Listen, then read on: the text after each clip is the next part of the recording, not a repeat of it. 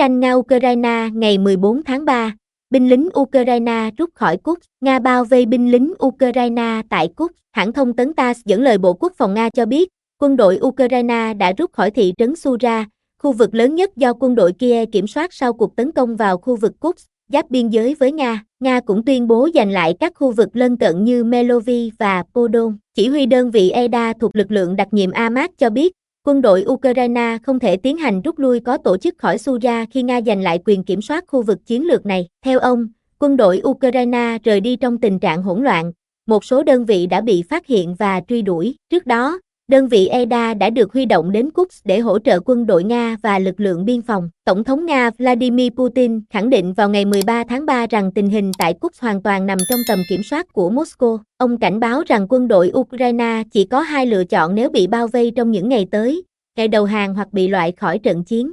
Theo ông Putin, lực lượng Ukraine tại Kursk đã hoàn toàn bị cô lập, không thể rút lui theo nhóm lớn như trước, buộc phải di chuyển theo nhóm nhỏ hoặc bỏ lại vũ khí và trang thiết bị. Đề xuất ngừng bắn trong 30 ngày đang được xem xét sau cuộc họp giữa phái đoàn Hoa Kỳ và Ukraine tại Saudi Arabia. Tuy nhiên, Tổng thống Putin bày tỏ lo ngại về khả năng quân đội Ukraine có thể sử dụng thời gian này để tổ chức lại, bổ sung vũ khí và huấn luyện tân binh. Ông nhấn mạnh rằng việc tạm dừng giao tranh có thể làm gián đoạn các hoạt động quân sự đang diễn ra trên thực địa. Chasovia thất thủ, Nga tiến sâu vào tuyến phòng thủ của Ukraine. Theo kênh Ridova, trong bối cảnh quân đội Nga đang tiến triển tại khu vực Kursk, một diễn biến quan trọng khác đã xảy ra vào ngày 13 tháng 3 khi quân đội Nga mở rộng hoạt động tại các khu vực khác trên mặt trận. Ở phía bắc Chasovia, quân đội Nga đã vượt qua kênh đào Seversky Donetsk Donbass và kiểm soát làng Novomarko, thiết lập một đầu cầu quan trọng phía sau rào cản tự nhiên này. Điều đáng chú ý là lực lượng Ukraine không kháng cự nhiều,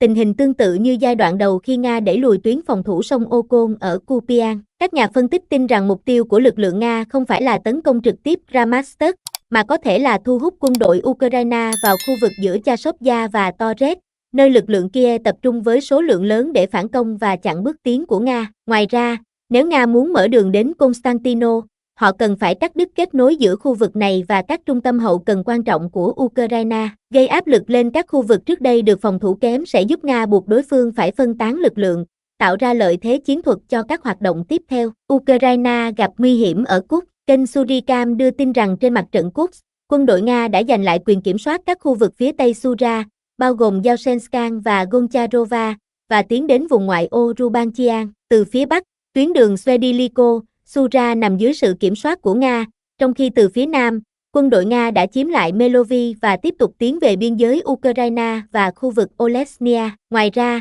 quân đội Nga cũng tiến vào khu vực Basika thuộc tỉnh Sumy, Ukraine, và mở rộng các vị trí kiểm soát của mình trong rừng Noven, củng cố thêm lợi thế chiến thuật của mình trong khu vực.